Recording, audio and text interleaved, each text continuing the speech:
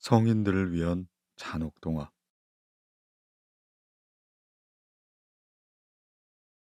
아름다운 바실리사.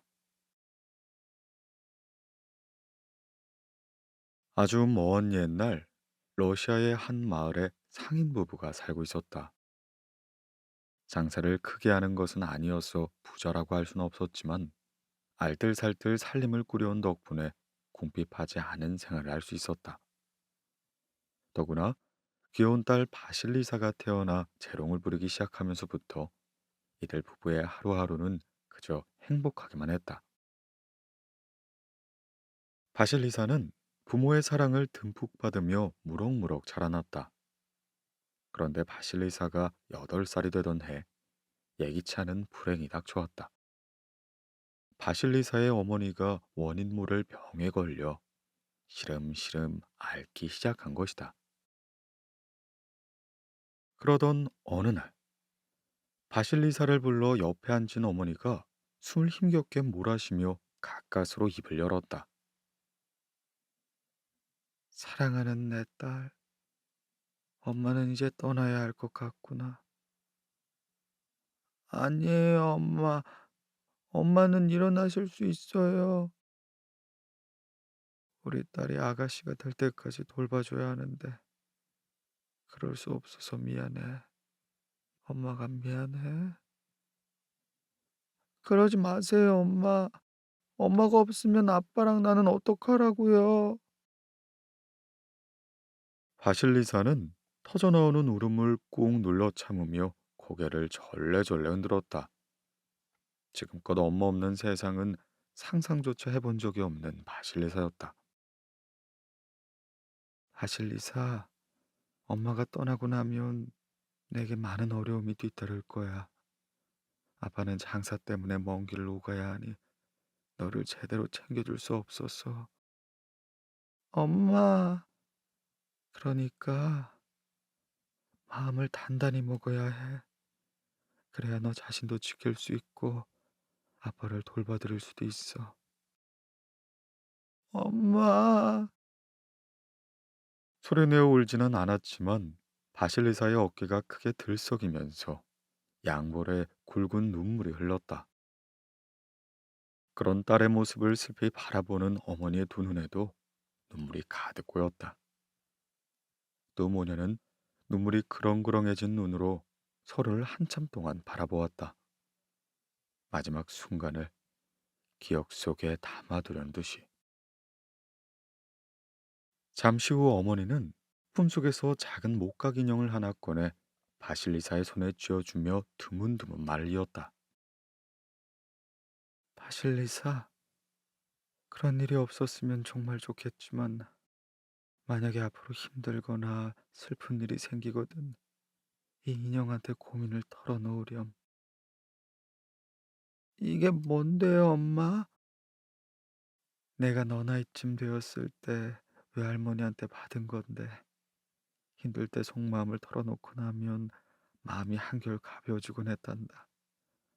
그러니까 이 목각 인형은 앞으로 네 수호천사. 알았어요. 소중하게 간직할 테니 제발 힘을 내세요. 엄마, 엄마! 바실리사의 어머니는 그렇게 세상을 떠나고 말았다. 그로부터 몇 년 후, 바실리사의 아버지는 두 딸을 둔 이웃마을 여인과 재혼을 하게 된다. 그때부터 바실리사는 단 하루도 편할 날이 없었다. 결혼을 앞두고 아버지는 새어머니가 워낙 심성이 착해 친어머니처럼 잘해줄 거라며 바실리사를 안심시켰다. 하지만 새어머니는 아버지가 장사길을 떠나 집을 비울 때마다 온갖 구실을 만들어 바실리사를 구박했다. 특히 아리따운 숙녀로 성장한 바실리사의 미모에 질투심이 폭발한 두 의붓언니의 괴롭힘 때문에 바실리사의 매 순간은 지옥과도 같았다. 때로는 바실리사 이부자리에 꿈틀거리는 뱀이나 지렁이를 던져놓기도 하고 때로는 바실리사가 먹는 빵 속에 모래를 한 움큼 넣어놓기도 했다. 그러고도 모자랐던지 두 언니는 배시시 웃는 낯으로 바실리사의 두 다리를 잡아 가랑이를 찢기도 했다. 심지어 바실리사가 잠든 틈을 타 찰랑거리는 긴 머리카락을 절반 태워버리기까지 했다. 그런 가운데서도 바실리사는 오전에는 밭을 메고 오후가 되면 뗄나무를 냈다. 게다가 끼니 때가 되면 밥을 지어 바쳐야 했으며 온갖 빨래, 집 청소 역시 바실리사의 몫이었다. 하루는 큰언니가 입고 있던 속옷을 벗어 획 던져주며 말하였다. 깨끗이 내가 지금 달고리 중이라 핏자국이 있을 텐데 새우처럼 흔적도 없이 말끔하게 빨아야 한다고. 알겠어? 알았어, 언니. 표정을 보니 안 입고 온 모양이네. 아니야, 깨끗이 빨아올게. 하지만 작은 언니가 불쑥 끼어들어 악담을 퍼부었다. 너 같은 애는 말이지 아주 못생긴 얼굴로 태어났어야 해. 엄마 없는 애가 못생기기까지 했다면 우리도 널 조금은 불쌍하게 여겼을지 혹시 아니? 힘들면 운도 복도 없이 태어난 네 자신을 원망하라고. 우린 비록 아빠한테 버림받았지만 복이 많아서 이렇게 편하게 살고 있지 않니? 우리 엄마 꿰매 홀딱 넘어간 네 아빠의 돈을 펑펑 쓰면서 말이야. 다음으로 너를 하녀처럼 마음껏 부리면서 말이야. 네 엄마가 일찍 죽은 것도 네 아빠가 장사꾼이라서 집을 자주 비운 것도 다 네 팔자가 그런 걸 어떡하니? 바실리사는 대꾸할 말이 없었다. 아니, 대꾸하고 싶지 않았다. 무슨 말 하든 더욱 험한 말들이 쏟아질 것이기 때문이었다.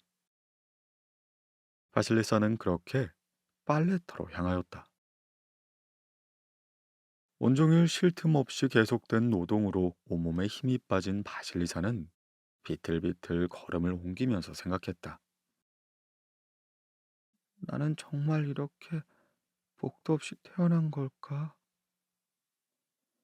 바실리사는 고개를 가로저었다. 아니야, 엄마가 살아계실 때 얼마나 행복했는데.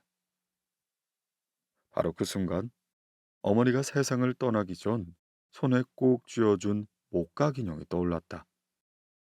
힘들거나 슬픈 일이 생기면 속마음을 털어놓으라던 그 목각 인형이었다.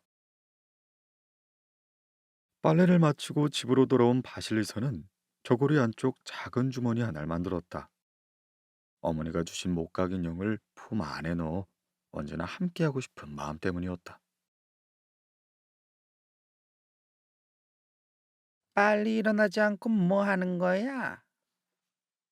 예전에 없이 꼭두 새벽부터 일어난 새 모녀가 바실리사를 향해 고래고래 소리를 지르고 있었다.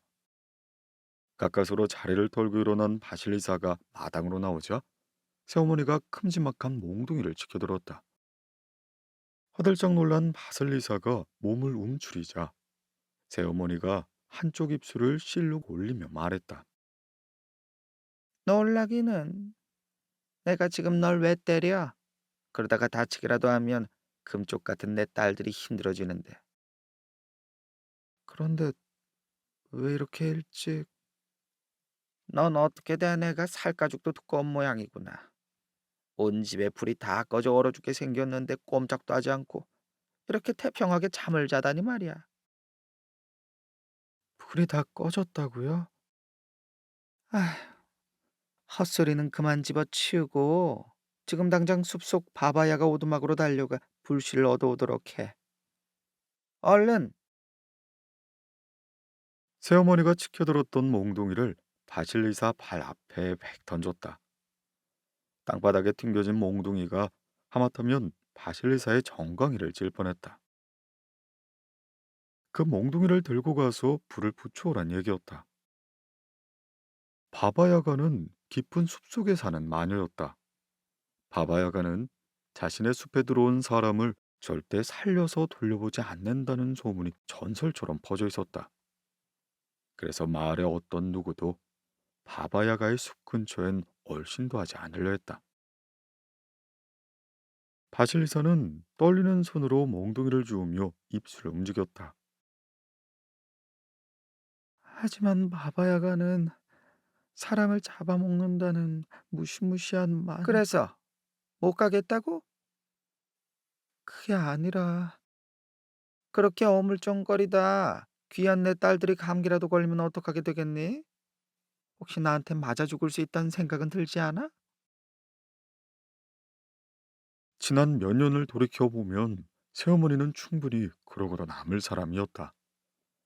아버지가 장사길을 떠난 이후 이러다 죽을 수도 있겠다는 생각이 저절로 들 만큼 무지막지한 매질을 당한 것이 한두 번이 아니었다.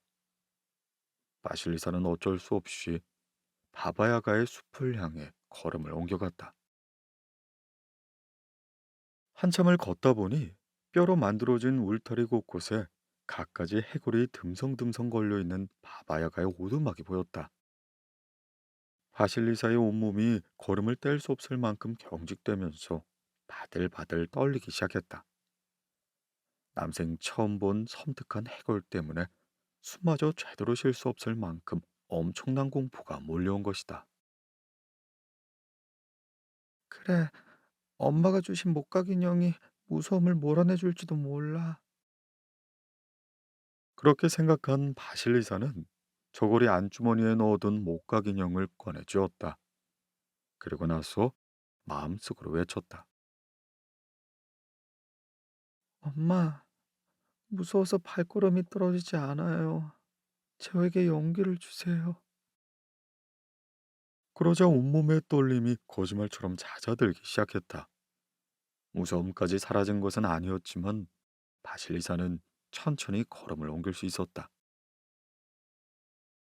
바로 그 순간 오두막 뒤편에서 절구통에 올라간 바바야가가 빗자루질을 하며 나타났다. 음, 이거 오랜만에 맡아보는 사람 냄새 아닌가?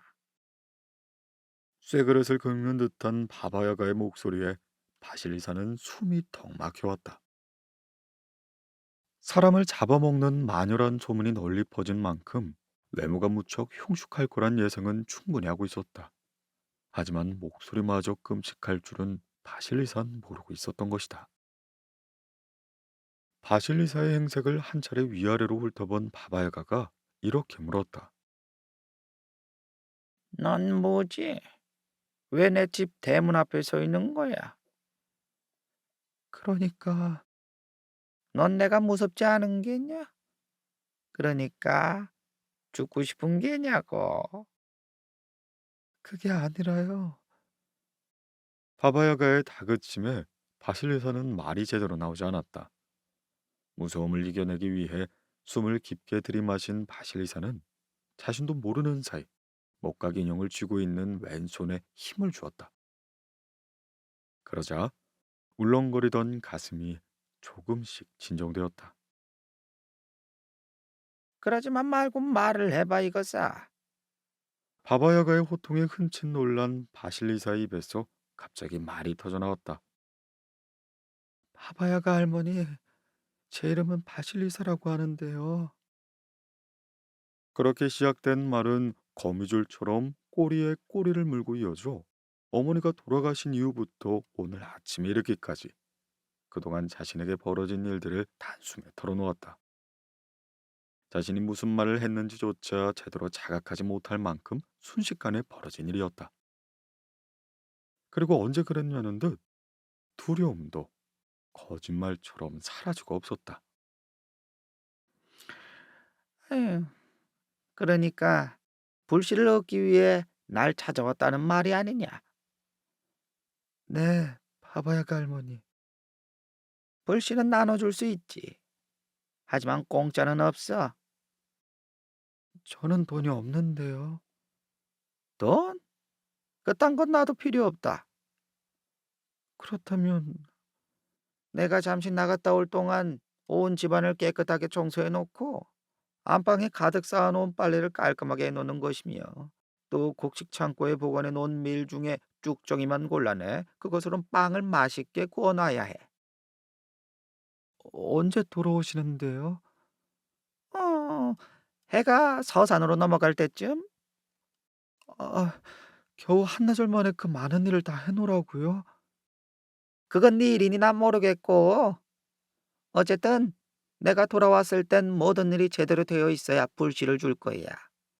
다만 하나라도 어설픈 구석이 있으면 넌 죽을 때까지 이곳에 갇혀 내 종롯을 해야 할 거야. 바바야가는 괴상한 웃음을 흘리며 웃음을 감추어 버렸다. 바실리사는 눈앞이 캄캄했다. 그도 그럴 것이 집안 청소나 빨래는 그동안 단련되어 얼마든지 할 수 있었지만 밀쭉정이만으로 맛있는 빵을 만든다는 건 거의 불가능한 일이기 때문이었다. 그렇다고 포기할 수는 없었다. 마음을 다잡은 뒤 벌떡 일어난 바실리사는 우선 청소부터 하기 시작했다. 집안이 얼마나 너저분한지 쓸고 닦고 치워보아도 표시조차 나지 않았다. 온몸이 땀으로 흠뻑 젖은 바실리사는 가쁜 숨을 이기지 못해 털썩 주저앉고 말았다. 그 바람에 품속에 넣어둔 목각 인형이 바닥으로 떨어졌다. 다만 지칠 대로 지친 바실리사는 아무것도 모른 채 거친 호흡을 몰아쉬었다. 그렇게 잠시 한숨을 돌린 바실리사는 또 청소를 하기 시작했다. 집안 청소는 이제 끝이야. 지저분하기 이를 데 없는 집안 청소를 마친 바실리사는 빨래를 하기 위해 밖으로 나왔다. 그런데 하늘을 보니 해가 서산마루에 비스듬히 걸쳐 있는 것이 아닌가. 이를 어쩌지?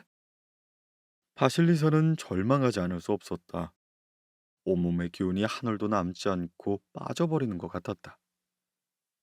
그때 어디선가 향긋하면서도 고소한 냄새가 풍겨왔다. 바실리사는 고개를 갸웃거리며 조심스럽게 부엌으로 향했다. 어찌된 셈인지 아궁이 위에 먹음직스럽게 보이는 빵이 노릇하게 익어가고 있었다. 바바야가 할머니가 빵을 구웠을 리가 없는데. 혹시나 하는 마음에 바실리사는 빨랫감을 던져둔 뒷곁으로 가보았다. 그런데 웬걸? 산더미처럼 쌓아둔 지저분한 빨랫감 대신 크고 작은 나뭇가지에 걸린 눈부시게 하얀 옷가지들이 산들바람에 나풀거리고 있었다. 넋이 반쯤 빠진 바실리사는 혼잣말로 중얼거렸다. 세상에, 어떻게 이런 일이 일어났지? 바실리사는 사방을 둘러보았지만 바바야가의 모습은 그 어디에도 없었다. 바실리사가 발걸음을 돌리려는 순간 맞은편 나뭇가지에서 작은 소리가 들려왔다. 걱정하지 마, 바실리사. 흠칫 놀란 바실리사가 소리 나는 곳을 바라보니 엄마가 준 목각 인형이었다. 슬프거나 힘든 일이 생기면 수호천사가 되어줄 거라던 그 목각 인형이 나뭇가지에 걸터 앉아 씩 웃고 있었던 것이었다. 너는 머리를 흔들어 정신을 가다듬은 바실리사가 말을 걸려는 순간 목각 인형이 본래 딱딱한 모습으로 돌아가 나뭇가지에서 떨어졌다. 바실리사는 목각 인형을 조심스럽게 주워 품 안에 넣었다. 이게 도무지 어찌된 일인지는 알 수는 없지만 엄마의 간절한 소망이 이루어지고 있는 모양이었다. 바실리사는 적어도 그렇게 믿고 싶었다. 잠시 후 해가 서산으로 넘어가자 바바야가가 돌아왔다. 집안을 한 바퀴 둘러본 바바야가는 벌어진 입을 다물지 못한 채 깨끗하게 청소된 집과 맛깔스럽게 구워진 빵과 뽀송뽀송 마른 빨래와 바실리사를 번갈아 보면서 도저히 믿어지지 않는 듯한 표정으로 물었다. 아니, 그 많은 일을 도대체 어떻게 다 해치운 게냐? 그게 그러니까 혹시 꼬투리를 잡으려는 건 아닐까 걱정되었지만 바실리사는 지난 한나절 동안 벌어진 일들을 속속들이 말해주었다. 목각 인형의 도움이 없었다면 절대 해낼 수 없는 일이었지만 그래도 끝까지 최선을 다했을 거라는 마음가짐까지도 숨기지 않았다. 그리고 나서 품 안에 넣어둔 목각 인형을 꺼내 보여주려고 하자 순식간에 얼굴색이 질린 바바야가가 자지러질 정도로 놀라 뒷걸음을 쳤다. 멈춰! 꺼내지 말라고! 바바야가 할머니는 목각 인형이 궁금하지 않으세요? 전혀! 하나도 안 궁금해. 그러니까 제발. 그래도 난 목각 인형이 엄청 무섭다고. 네? 천하의 바바야가 할머니가 이 작은 목각 인형을 무서워한다고요? 에이, 그 목각 인형엔 젊은 나이에 죽은 네 외할머니와 어머니의 혼령이 담겨 있어. 나같이 늙은 마녀의 천적인 꽃다운 여자들의 혼령 말이다. 게다가 그 혼령은 수백, 수천 배로 갚는 복수의 화신 혼령이야. 바바야가는 새파랗게 질린 얼굴로 고래고래 소리를 질렀다. 전혀 예상치 못한 상황에 바실리사가 고개를 갸웃거리는 사이 바바야가는 어디서 가져왔는지 눈에서 불꽃을 내뿜고 있는 해골 지팡이 하나를 휙 던져주며 또다시 소리를 지르기 시작했다. 자, 가버려 이제. 예? 네가 달라던 불씨를 주었으니 이제 가란 말이야. 아, 갈게요. 고맙습니다, 바바야가 할머니. 어서, 빨리, 지금. 그럼 안녕히 계세요. 나는 그 목각 인형만 없으면 언제나 안녕해. 그러니까 제발 좀 빨리 사라져. 바실리사는 쫓기듯 바바야가의 오두막을 나섰다. 숲길을 걸으며 바실리사는 바바야가에게 얻은 해골 지팡이 때문에 고민스러웠다. 지팡이를 가지고 가면 소름 끼치게 무서운 물건을 집안으로 들여왔다고 혼날 것이고, 그렇다고 지팡이를 버리고 맨손으로 가자니 불씨를 얻어오지 못했다고 혼날 게 뻔했기 때문이다. 불이 없어서 추위에 떨고 있을 텐데 야단을 맞더라도 들고 가는 게 낫겠다. 마음을 정한 바실리사는 발걸음을 재촉해 어둠이 짙게 깔리기 시작할 무렵 집에 도착하게 되었다. 예상대로 새어머니와 두 언니는 방구석에 쪼그리고 앉아 오돌오돌 떨고 있었다. 새어머니, 불씨를 구해왔어요. 바실리사가 방에 들어서자 새어머니는 대뜸 짜증부터 냈다. 꼭두 새벽에 출발한 애가 이제야 나타나다니. 너 우리를 골탕 먹이려고 일부러 늦게 온 거 아니냐? 아니에요, 새어머니. 바바야가가 어찌나 많은 일을 시켰는지. 그제야 바실리사가 들고 있던 해골을 발견한 새어머니가 벌러덩 자빠져 온몸을 부들부들 떨었다. 소스라치게 놀란 두 언니 역시 손으로 눈을 가리며 고래고래 소리를 질렀다. 바실리사가 방향을 바꿔 밖으로 나가려던 순간 품속에서 목각 인형이 튕겨져 나와 해골의 콧구멍으로 쏙 들어갔다. 그와 동시에 바실리사의 손을 떠난 해골 지팡이가 제멋대로 움직이기 시작했다. 해골 지팡이는 여전히 경련을 계속하고 있는 새어머니에게 다가갔다.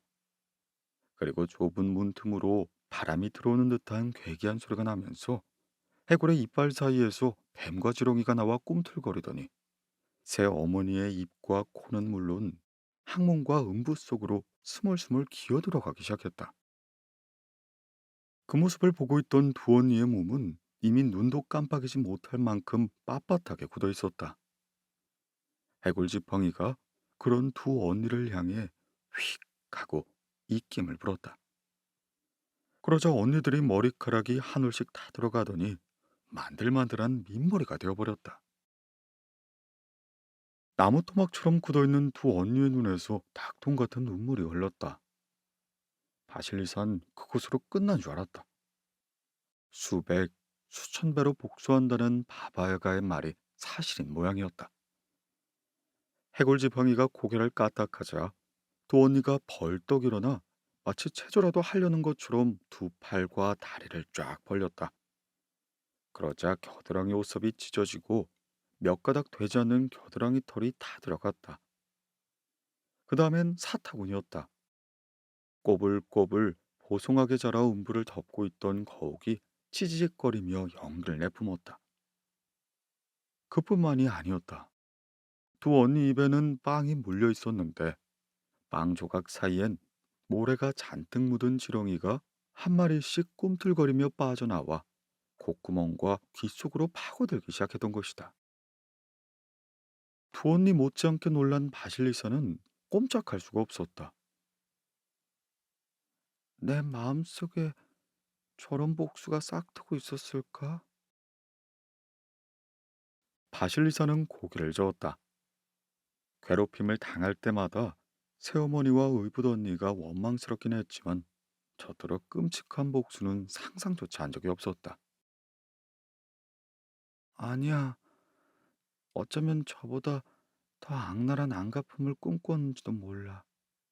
나 자신도 모르는 내 마음속 깊은 곳에서 말이야. 이튿날 아침 일어나 보니 새어머니와 두 언니의 모습은 그 어디에도 보이지 않았다. 이윽고 바실리사는 조골이 안주머니에 손을 넣어 목각 인형을 꺼냈다. 목각 인형은 마치 아무 일도 없었다는 듯 어머니가 꼭 쥐어준 그때 그대로였다.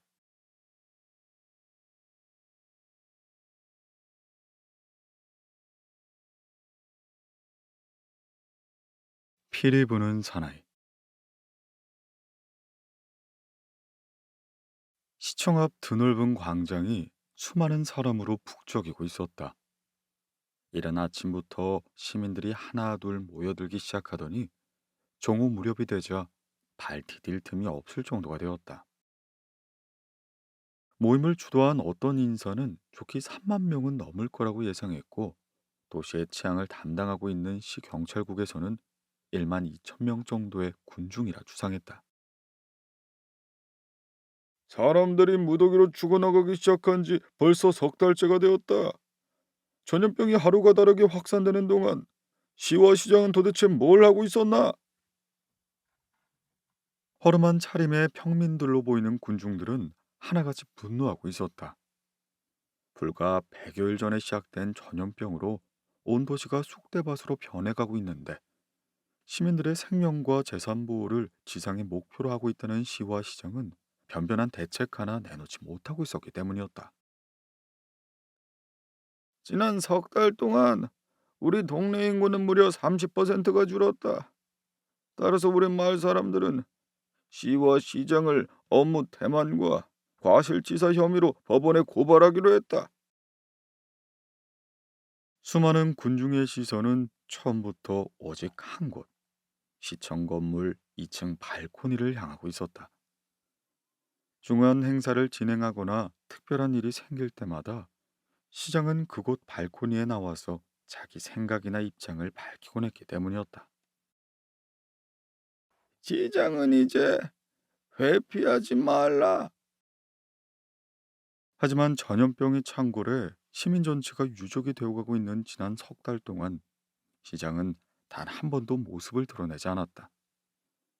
이에 분노한 시민들이 시청 앞 광장으로 속속히 모여들어 앞으로의 계획을 직접 들어야겠다며 시위를 벌이는 것이었다. 시장은 당장 발코니로 나와라.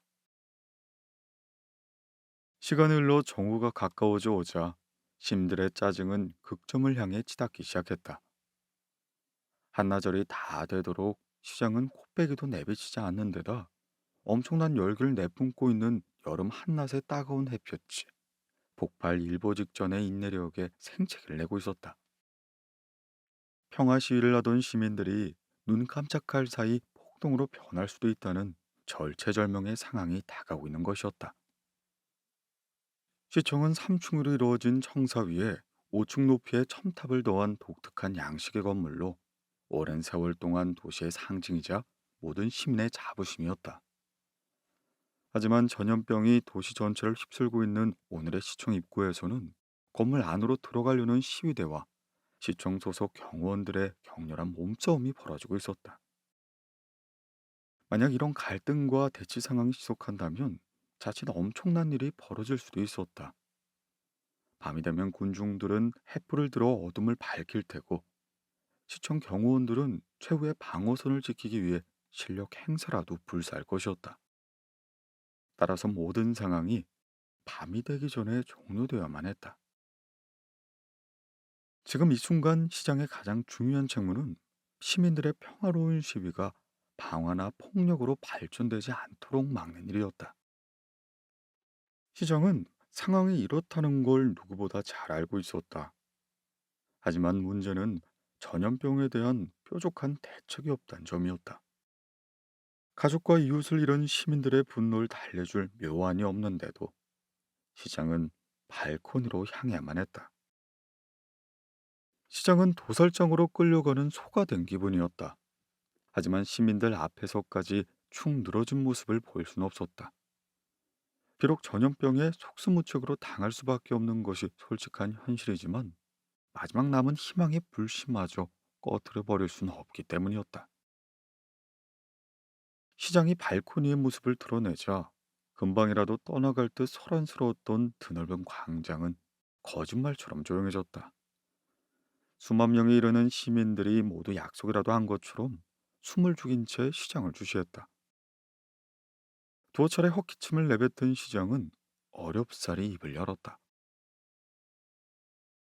사랑하는 시민 여러분, 저는 오늘 여러분이 왜 이곳 시청 앞 광장에 모이게 되었는지 잘 알고 있습니다. 어느 날 갑자기 우리의 일상 속에 끼어든 전염병 때문에 부모나 형제 또는 자녀와 이웃 사촌을 잃은 시민 여러분의 불안과 공포 역시 잘 알고 있지요.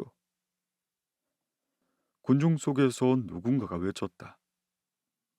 모든 것을 그토록 잘 알고 계신다니 전염병 퇴치법 역시 꿰틀고 있겠지요. 시장은 움찔했다. 하지만 아무 말도 듣지 못한 척 말을 이어나갔다. 우리 앞에는 전염병이라는 공동의 적이 있습니다. 그리고 그 공동의 적을 물리치기 위해선 이성적인 대처가 필요합니다.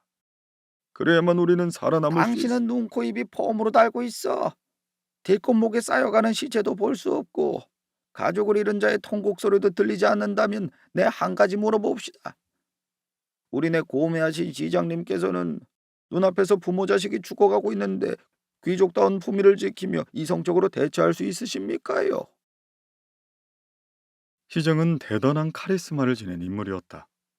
그는 평소 건장한 체구와 중후한 목소리, 그리고 만물 박사로 통할 만큼 풍부한 지식을 바탕으로 군중의 분위기를 자신이 원하는 방향으로 이끌어가곤 했다. 하지만 이날만큼은 아니었다. 죽음에 맞서 싸우고 있는 시민들 앞에서 시장의 카리스마는 솜털보다 가벼운 무게에 지나지 않을 뿐이었다. 시장이 잠시 대답을 머뭇거리자 곳곳에서 고함이 터져 나왔다. 가난한 백성들이야 죽거나 말거나 성체 뒤에 꽁꽁 숨어 제 목숨을 보존하기에 급급한 귀족들에 대한 원망이 이내 욕설로 변해 분출되고 있었다. 두 팔을 높이 들어 시위대의 야유를 제지한 시장이 이내 말을 이었다. 저 역시 여러분과 같은 처지입니다. 지난밤 제 사촌인 그리메리 백장 역시 전염병 때문에 세상을 떠났지요. 하지만 아직껏 장례 준비조차 하지 못하고 있는 실정입니다. 그리메리 백작이 사망했다는 소식에 시민들이 웅성거리기 시작했다. 그리메리 백작은 나라 안에서 몇 손가락 안에 드는 대부호이자 귀족임에도 평민들을 언제나 친구처럼 대하는 소탈한 인물이었다. 게다가 흉년이라도 들면 자신의 곡식 창고문을 활짝 열어 빈민구에 앞장서기도 했다. 그런 선행이 오랜 세월 지속되다 보니 광장에 모인 상당수의 시민들은 백작의 도움을 받은 터였다. 금방이라도 폭발할 것 같았던 시민들의 분노는 그리메리 백작 사망 소식 이후 확 수그러들었다. 이내 웅성거림이 잦아들자 시장의 발언이 계속되었다. 왕실에서 설립한 왕립질병연구소에서는 이번 전염병을 흑사병이라고 이름지었습니다. 연구소의 발표에 따르면 어떤 악마보다 무자비한 흑사병은 귀족이든 병민이든 성직자든 노예든 무차별적으로 학살한다고 하지요. 나아가 이 흑사병은 제 아무리 높고 두꺼운 성벽으로도 막을 수 없다고 밝혔습니다. 따라서 시장인 저 역시 여러분과 같은 마음일 수밖에 없습니다. 침통한 표정으로 고백하는 듯한 말투를 이어가고 있는 시장을 향해 시민들은 더는 야유와 욕설을 퍼붓지 않았다. 다만 시위대 끝자락에 서 있던 한 시민이 맥 빠진 목소리로 질문을 던졌다. 그러니까 왕실에서 하는 얘기는 아무런 대책도 없으니 흑사병이 스스로 물러갈 때까지 죽든지 말든지 기다리는 수밖에 없다는 뜻인가요? 시민의 절망 가득한 질문에 시장은 고개를 세차게 저으며 부정했다. 아닙니다. 왕립질병연구소에서는 흑사병의 병원균이 사람과 사람끼리 전염되는 예도 있지만 가장 활발하게 병원균을 옮기고 있는 매개체가 쥐떼라는 사실을 밝혀냈다 합니다. 따라서 우리는 모두 지금까지 해왔던 격리와 치료 작업 외에 우리 주변에 우글거리고 있는 쥐떼 박멸에 전력을 기울여야 합니다. 광장을 가득 채운 시민들은 너나 할 것 없이 황당하다는 표정을 지었다. 지금껏 상상조차 하지 못했던 쥐떼가 병원균을 퍼뜨린 주범이었다니. 하지만 곰곰이 생각해보니 가능성이 매우 큰 이야기였다. 쥐떼는 수백 년 전부터 사람들, 특히 농민들을 사시사철 괴롭히는 최고의 골칫거리였다.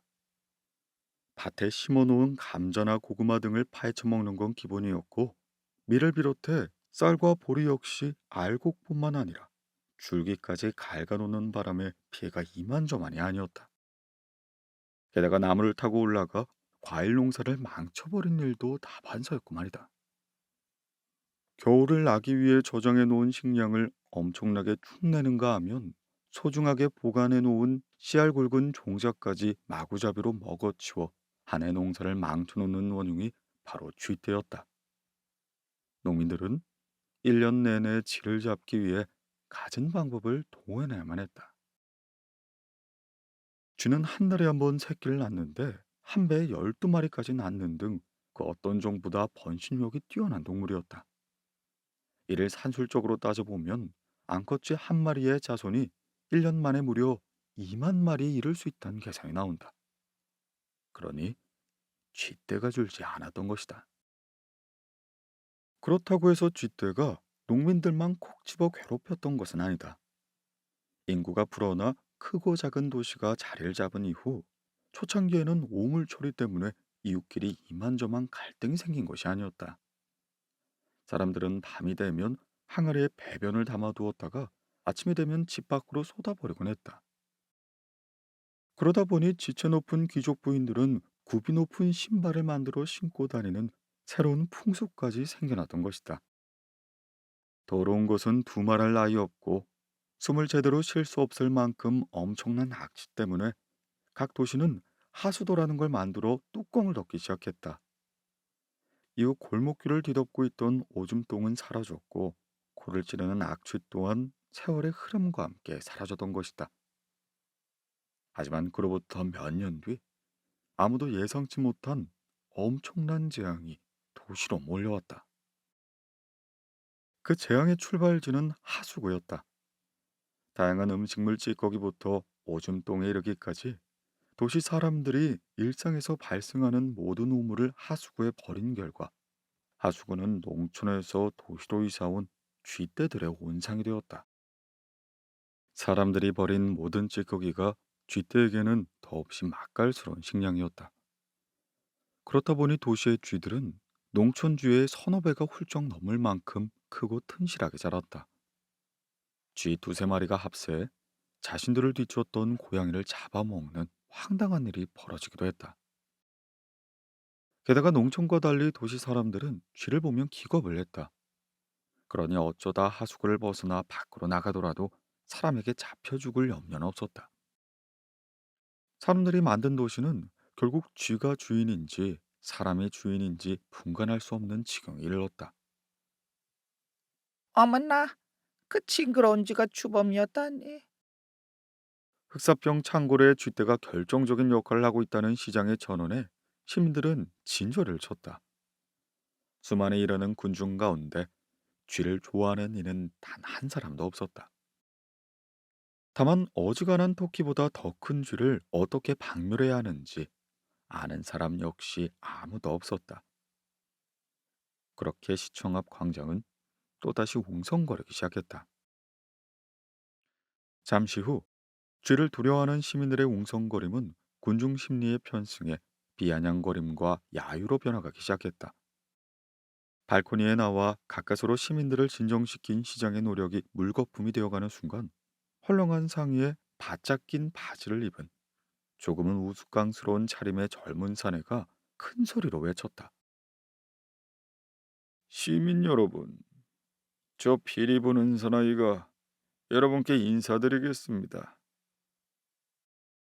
느닷없이 등장한 젊은 사내는 말투와 몸짓이 사뭇 과장되어 마치 어릿광대처럼 보였다. 심각하게 그지없는 상황에 어울리지 않게 해맑아 보이기까지 하는 사내의 등장은 자칫 시장에게 향할 뻔했던 야유와 욕설을 순식간에 자신의 것으로 만들어버렸다. 웬 떨거지가 갑자기 나서는 거냐? 동양질도 분위기 봐가면서 해야 되는 거야. 저 자식이 아주 죽고 싶어 환장한 모양이구만. 심들 입장에서 사내의 난데없는 출연은 울고 싶어 미치겠는데 뺨을 때려준 격이었다. 그러니 차마 입에 담기조차 어려운 욕지거리를 바가지쳐 얻어먹는 건 지극히 당연한 일이었다. 하지만 젊은 사내는 눈 하나 깜빡하지 않고 다음과 같이 말했다. 이런 여러분들이 뭔가 오해를 하신 듯 싶군요. 저 피리 부는 사나이는 싸구려 동양질을 하려는 게 아니랍니다. 믿어지지 않을지 모르겠지만 여러분을 구원해 드리기 위해서 온 거라고요. 그러니까 웬만하면 욕설은 자제해 주셨으면 합니다. 사기꾼 기질이 다분해 보이는 사내의 대꾸에 시장까지 나서서 야단을 쳤다. 하루에 수백 명씩 죽어나가는 이 도시를 젊은이가 나서서 구원해 주겠다고. 지금 그대는 광장을 가득 채우고 있는 수많은 시민들은 물론 시장과 이 도시 전체를 우롱하고 있음을 알고 있는가? 아이고 우롱이라니요. 어찌 그리 심한 말씀을. 저 피리 부는 사나이는 신의 은혜를 입은 사람입니다. 뭐 그렇다고 안전뱅이를 걷게 한다거나 장님의 눈을 뜨게 할 능력이 있다는 건 아니고요. 사내를 겹겹이 둘러싼 시민들이 합창하듯 물었다. 그럼 네 놈이 할 수 있는 게 뭔데? 자칫하면 군중들에게 몰매를 얻어맞을 수 있는 상황이었지만 젊은 사내는 자신감 넘치는 몸짓으로 피리를 꺼내들며 말하였다. 저는 이 피리로 동물들을 조종할 수가 있습니다. 신께서 저에게 주신 은혜라고 할 수 있죠. 그런데 조금 전 이곳을 지나치다 흑사병의 중요한 매개체가 쥐떼라는 시장님의 이야기를 들었습니다. 그렇다면 제가 도움이 될 수 있겠다 싶은 마음에 여러분 앞에 나섰던 거죠. 그러니까 듣는 것만으로도 끔찍한 욕은 이제 그만 멈춰주세요. 자칭 피리 부는 사나이가 거짓말을 하는 것 같진 않았다. 장난기 가득해 보였던 처음과는 달리 그의 목소리는 부드럽고 차분했으며 듣는 이의 마음을 움직이게 하는 호소력까지 가지고 있었다. 그래서 많은 사람들이 그럴 수 있겠다는 듯 고개를 끄덕였지만 아직 의구심을 떨쳐내지 못한 시장이 명령하듯 말했다. 피리를 불어 동물을 조종할 수 있다는 말은 아직껏 한 번도 들어본 적이 없어. 그러니 수많은 시민들이 지켜보고 있는 지금 이 자리에서 피리를 불어 그대 능력을 증명해 보였으면 하오. 예, 시장님께서 원하시면 제가 한번 보여드리지요. 사내는 들고 있던 상아색 피리를 입으로 가져가더니 금방이라도 눈물이 나올 것 같은 구슬픈 곡초를 연주하기 시작했다. 잠시 후 광장 곳곳에서 비명이 터져나왔다. 피둥피둥 살이 오른 쥐들이 하수구를 덮어놓은 뚜껑의 깨진 틈 사이를 가까스로 통과해 줄을 쥐어 기어나오고 있었기 때문이었다. 정말이야. 정말 쥐가 나오고 있어. 이쪽 구멍에서 쥐떼들이 나오고 있어요. 불과 몇 분 전까지만 해도 야유를 퍼붓던 상당수의 시민들은 어느새 피리 부는 사나이를 존경하는 눈초리로 보고 있었다. 지금부터 피리 소리가 하수구 깊은 곳까지 울려 퍼질 수 있는 곡을 연주하겠습니다. 그러니 하수구 뚜껑 좀 열어주시죠. 시민들이 힘을 모아 하수구 뚜껑을 열어젖히자 사내의 피리 끝에서 장송곡보다 더 애절한 곡조가 흘러나왔다. 곧이어 하수구를 쳐다보고 있는 사람들 모두를 경악하게 하는 일이 벌어졌다. 헤아릴 수 없이 많은 쥐가 퉁퉁 불어 금방이라도 터져버릴 것 같은 시체 하나를 하수구 밖으로 끌어올린 것이 아닌가. 도무지 믿어지지 않는 광경을 보던 군중들이 동시에 뒷걸음질을 쳤다. 아니 세상에. 어떻게 이런 일이? 저 사람은 도대체 누구야? 보통 사람의 2배는 되어 보일 만큼 심하게 변형되고 훼손된 시체의 신원을 확인하기란 거의 불가능해 보였다. 모두 시신이 누구인지 단서 찾기에 집중하고 있는 가운데 상가 주변에 머물며 여러 상인의 잔심부름으로 끼니를 해결하고 있었던 소년이 이렇게 말하였다. 마국간 지스터 씨예요. 지스터 씨는 항상 저 가죽 옷을 입고 말들을 돌보곤 했죠. 고개를 갸웃거리고 있던 사람들이 동조했다. 어, 내가 보기에도 그런 것 같네. 그나마 가죽옷을 걸치고 있어서 하수도 물에 불어난 몸이 터지지 않고 버텼구먼. 아이고, 며칠 전부터 배지 않아서 흑사병에 걸린 이후 깊은 산속에 들어가 죽은 줄 알았는데 하필이면 쥐떼가 득슬거리는 하수구에서 마지막을 보내다니.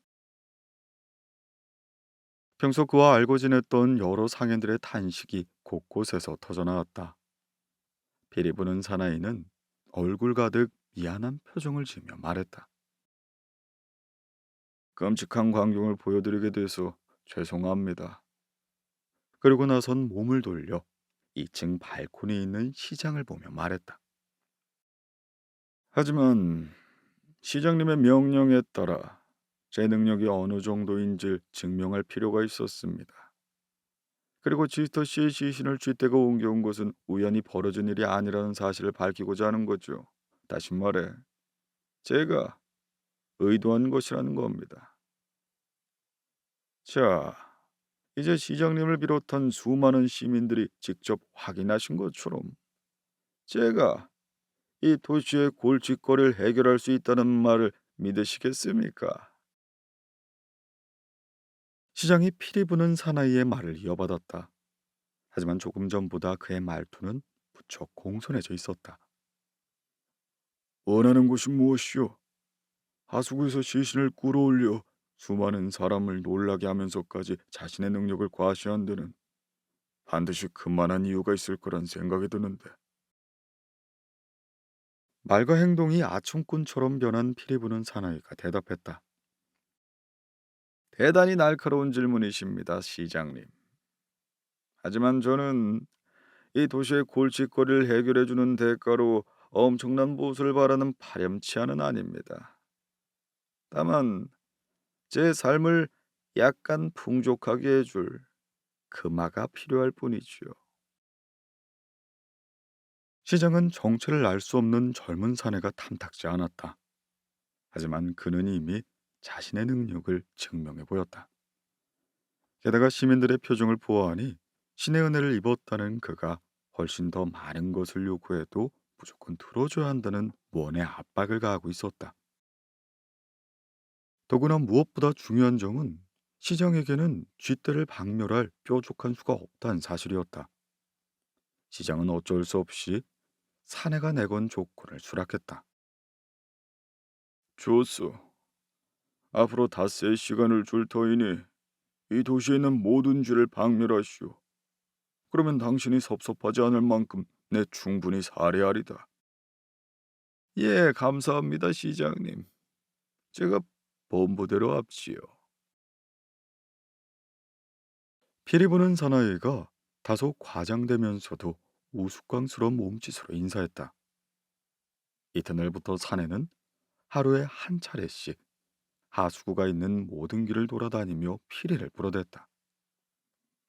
이른 아침이면 고소한 냄새를 풍기는 마리아의 빵집 앞에서부터 매일 밤 취객들의 몸싸움이 벌어지는 지미의 술집 뒷골목에 이르기까지 그의 발걸음이 닿지 않은 길은 단 한 곳도 없었다.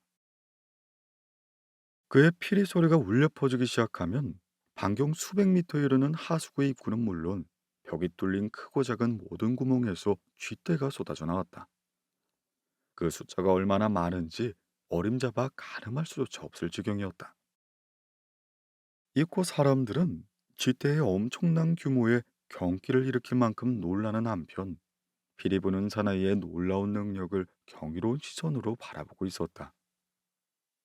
하지만 오직 한 사람, 시장은 달랐다.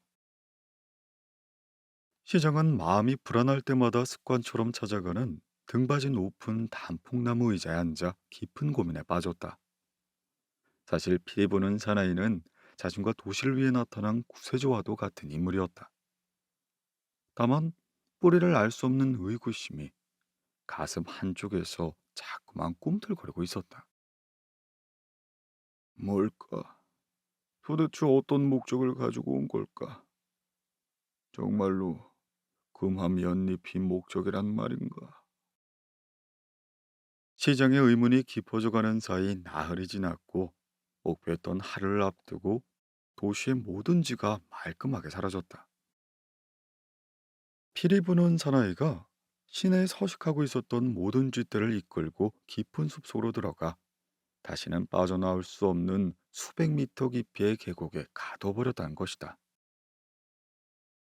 임무를 완수한 피리 부는 사나이는 시청 앞 광장에 도착해 말하였다. 시민 여러분, 그리고 시장님, 저는 약속을 지켰습니다.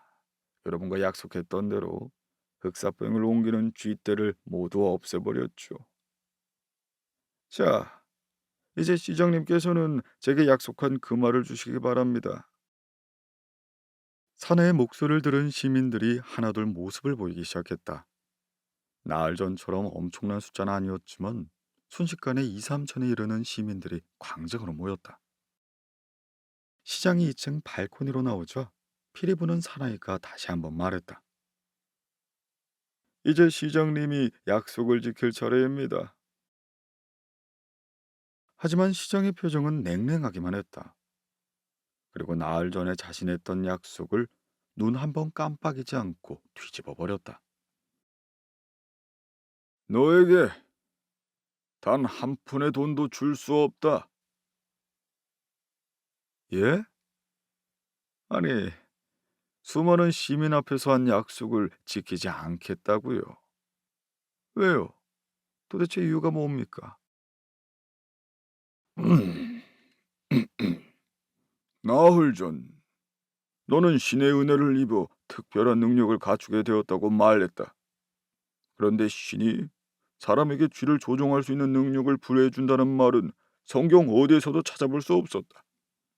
그러니까 너는 어릿광대의 잔재주를 부려 기적을 일으키는 것처럼 행동하면서 신성 모독의 엄청난 죄를 저지른 셈이야.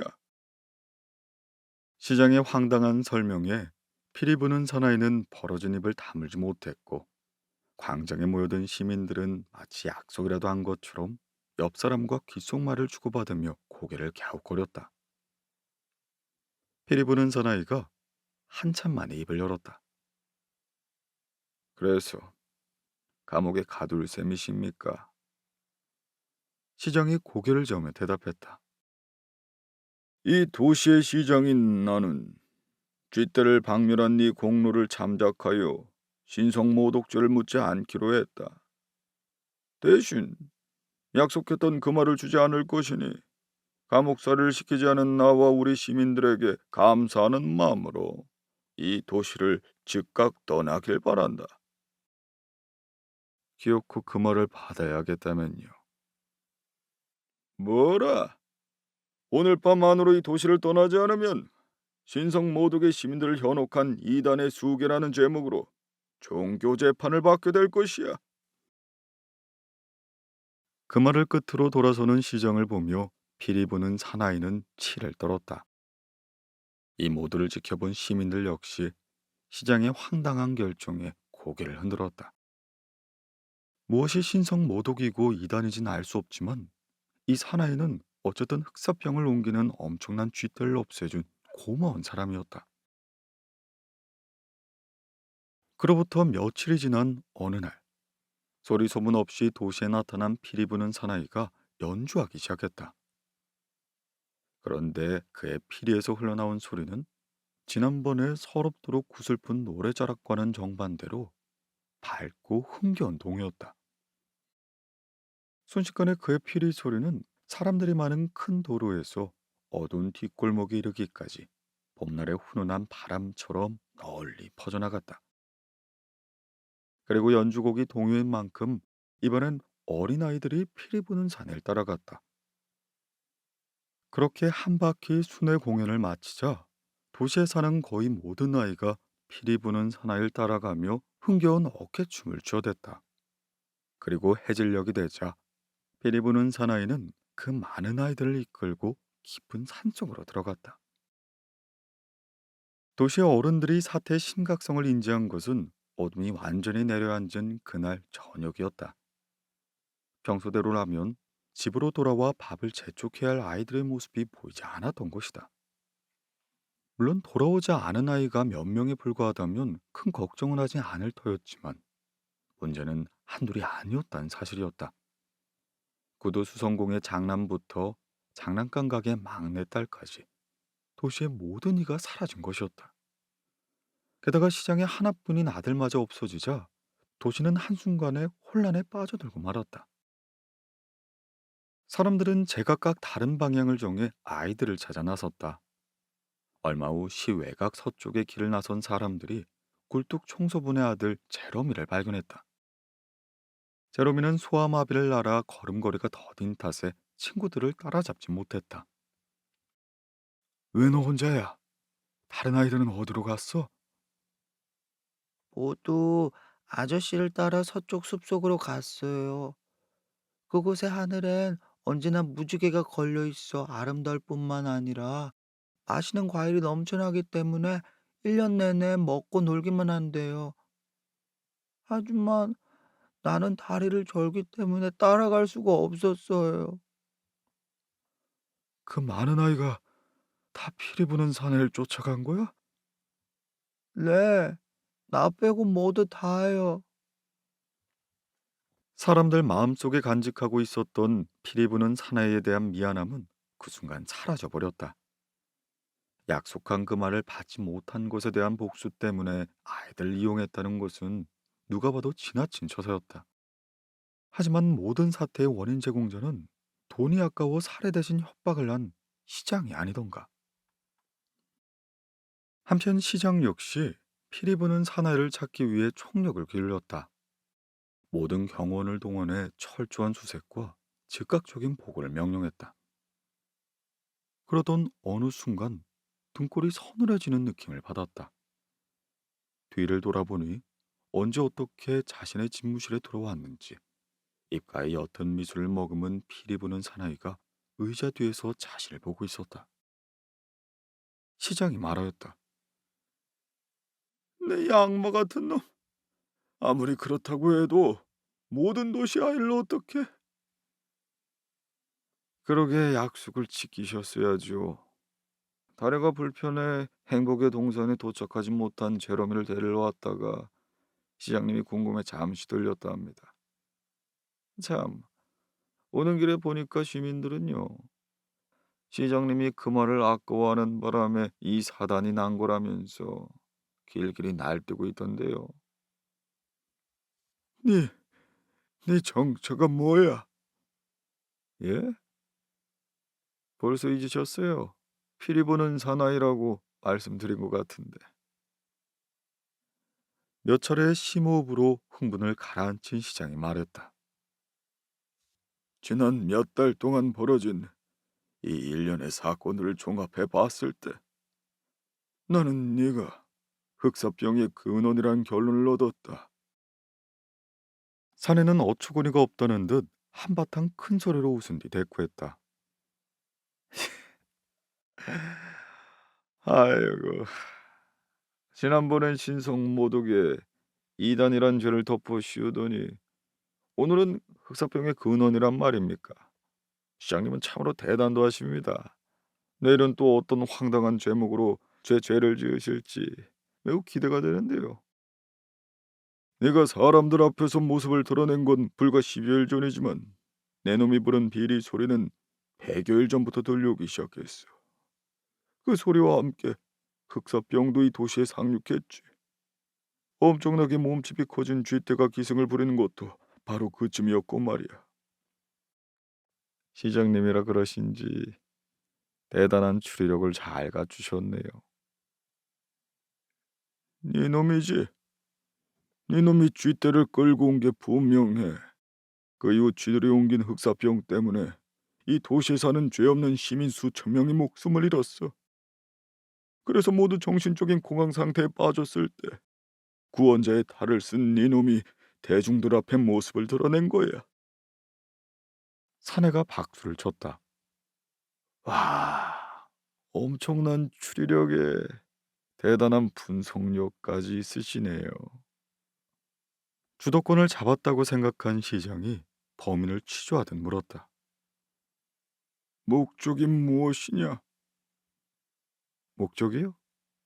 그 대단한 머리로 직접 알아맞혀 보시죠. 돈이냐? 권력이냐? 글쎄요. 그것도 아니면 종교적인 추앙을 원하는가? 시장의 거듭된 질문에 매번 장난스럽게 대응했던 사내가 처음으로 진지하게 대답했다. 구원입니다. 그와 동시에 사내의 형체가 안개에 휩싸인 것처럼 흐려진 듯 하더니 다시 드러난 모습은 시장이 알고 있는 사나이가 아닌 아름다운 여인이었다. 갑작스런 상황에 충격을 받은 시장이 넋을 잃고 있을 때 피리 부는 사나이였던 여인이 차분하게 이야기를 시작했다. 나는 강을 지키는 정령이다. 인간들은 내 본 모습을 한 번도 본 적이 없으면서 내 존재를 어찌 알게 되었는지 나를 강의 님프라고 부르더군. 어쨌든 나는 내가 지키는 강물과 강가를 서식하는 동식물을 구하기 위해 이곳에 왔다. 너희 인간들은 너무 많아. 지보다 더 강한 번식 욕구 때문에 인구가 폭발적으로 늘어났지. 인간들의 똥오줌이 강물 완전히 오염시켜버린 거야. 너는 네 도시의 오염을 막기 위해 하수구를 만들었어. 그리고 인간들이 배출하는 온갖 오물을 정하지 않고 고스란히 강물로 흘려보냈지. 인간들이 버린 오물은 강을 오염시키고 강이 오염되면 식물과 동물 그리고 결국 인간들에게 피해가 돌아간다. 그래서 나는 강의 오염을 막기로 한 거야. 크고 건강한 쥐를 만들어 흑사병을 널리 퍼뜨린 것도 바로 그 때문이지. 나는 이런 방법으로 강물을 오염시키는 인간들의 숫자를 줄여나가고 있다. 너 인간들은 숫자가 너무 많아. 그러니 앞으로 더욱더 많은 인간들이 죽어야 하지. 시장은 대꾸할 말이 없었다. 님프의 말이 전적으로 옳았기 때문이었다. 님프의 이야기가 끝을 향해 가고 있었다. 나는 앞으로 흑사병보다 훨씬 강한 전염병을 만들어 너희 같은 인간들을 죽음으로 인도할 것이야. 나아가 너희 인간들은 그 병의 책임을 상대에게 떠넘기면서 서로를 죽이게 할 것이다. 내 이야기는 여기까지야. 근데 유감스럽게 너는 인간으로서 알아선 안 되는 것들을 너무 많이 알게 되었어. 따라서 난 네 목숨을 거두어 갈 수밖에 없겠구나. 물론 모든 것은 너희 인간들 탓이니 나를 원망하지 말거라. 긴 이야기를 끝낸 님프가 휘파람을 불었다. 그와 동시에 시장 집무실 천장에서 수많은 군인이 행군하는 발소리가 들려왔다. 그런데 그것은 군인이 아니었다. 쥐떼였다. 잠시 후 쥐 한 마리가 시장의 머리 위로 떨어져 내렸다. 시장은 비명을 지르며 팔을 들어 올려 머리를 감싸 안았다. 시장의 손에 잡힌 쥐가 발버둥을 치다 손가락을 물었다. 단번에 새끼 손가락이 뜯겨져 나갔다. 시장은 기겁하며 손바닥을 폈고 천장에서 떨어진 두 번째, 세 번째 쥐가 나머지 손가락을 뜯어먹기 시작했다. 시장은 오도독거리는 소리를 내며 자신의 손가락을 씹고 있는 쥐와 눈이 마주친 순간 기절하고 말았다. 시장이 바닥에 쓰러지자 수백 마리의 쥐들이 벌떼처럼 달려들었다. 이윽고 시장의 몸뚱아리는 순식간에 뼈와 살로 분리되었다. 님프와 쥐떼가 집무실에서 사라진 직후 수십 명의 시민이 출입문을 막치고 들어왔다. 하지만 그곳은 텅 비어 있었다. 워낙 경황이 없는 상황이라 사람들은 의자 뒤에 나뒹굴고 있는 시장의 뼈 조각을 발견하지 못했다. 비릿한 냄새가 나는 것 같은데 혹시 무슨 일을 당한 게 아닐까요? 우선 아이들부터 챙깁시다. 제레미가 말한 서쪽 계곡으로 서둘러 가면 아이들을 만날 수 있을 거예요. 손에 횃불을 든 시민 수백 명이 서쪽 계곡으로 내달렸다. 대부분이 사라진 아이를 둔 부모들이었다. 한참을 나아가다 보니 깊은 계곡과 연결된 산등성이가 나왔다. 하지만 기대했던 아이들의 모습 대신 피리 부는 사나이가 기다렸다는 듯 시민들을 반겼다. 어서 오십시오, 여러분. 먼 길 오시느라 수고하셨습니다. 제 아이는요? 제 아이는 어디 있습니까? 뒤따르던 시민들이 목소리를 높였다. 하지만 피리 부는 사나이는 환한 미소로 대응할 만큼 여유가 넘쳤다. 우리 아들, 딸은 어디다 숨겼습니까? 빨리 내놓으십시오. 피리 부는 사나이는 능글맞게 대답했다. 수많은 사람이 달려와 개미떼처럼 우글거리고 있으니 실로 토악질이 날 것 같습니다. 안타까운 일이지만 여러분과는 여기서 그만 작별을 구어야겠네요. 존재 자체가 민폐인 여러분께 진심으로 충고하건대 아이들 구한답시고 쓸데없는 용기는 내지 않는 것이 좋을 겁니다. 여러분의 아이들은 저 아래에 있습니다. 부디 그 어린 것들이 당신들의 미래 본보기가 되어주길 희망합니다. 그럼 안녕히 계십시오. 수수께끼 같은 말을 남긴 피리 부는 사나이는 마치 구름 위에 올라탄 사람처럼 자연스럽게 계곡 아래로 사라져갔다. 그와 동시에 시민들의 눈동자가 계곡 아래쪽으로 옮겨갔다.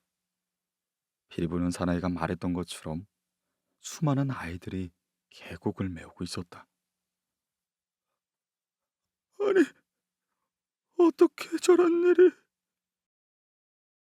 도시의 하수구에서 끌어내 전멸시킨 줄 알았던 쥐떼가 살아있었다. 계곡에 갇힌 채 몇 날 며칠 동안 굶주리고 있었던 쥐들이 피리 소리를 따라 걷다 계곡으로 떨어진 아이들을 개걸스럽게 물어뜯고 있었다. 어떤 아이는 팔이 뜯겨 나갔고 어떤 아이는 두 다리가 보이지 않았다. 아이들의 목숨은 아직 붙어 있었지만 살아있는 상태에서 눈알을 파먹히기도 하고 토끼만한 쥐들이 배꼽 주위에 뚫린 구멍에 머리를 쳐박고 창자를 끄집어낸 뒤 쩝쩝거리고 있었다. 아직 의식을 잃지 않은 몇몇 아이가 살려달라며 몸부림을 치고 있었지만 그 어떤 어른도 계곡 아래로 내려가려 하지 않았다. 끔찍한 식인쥐 때도 두려웠겠지만 지와 접촉하는 순간 흑사병에 걸릴 것이기 때문이었다. 님프는 그런 인간들의 모습을 덤덤한 표정으로 지켜보고 있었다.